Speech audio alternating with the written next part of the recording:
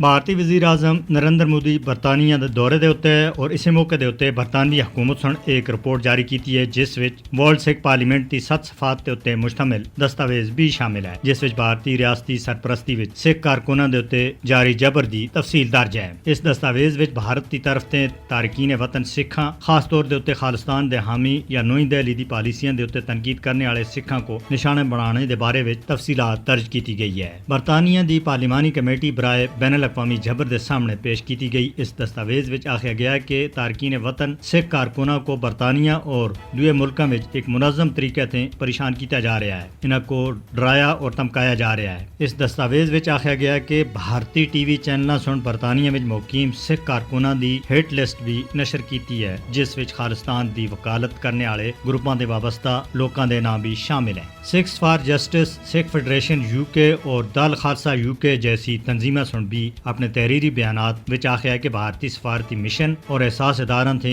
वाबस्ता लोग सिखां दे इज्तिमात गुरुद्वारा और सोशल मीडिया की निगरानी कर रहे हैं, जबकि भारतीय मीडिया सिख कारकुनां को दहशतगर्द या मुल्क दुश्मन करार दे रहा है। इस तहरीरी दस्तावेज विच कनेडा विच कत्ल होने वाले खालिस्तान नवाज सिख रहनुमा हरदीप सिंह निजर का भी जिक्र किया गया है। सिख फेडरेशन यूके और दूसरी तंजीमें सुन बरतानवी हुकूमत से मुतालबा किया है कि वह सिखां को परेशान किए जाने वाले वाकयात के उत्ते मोदी हुकूमत से जवाब तलब करे।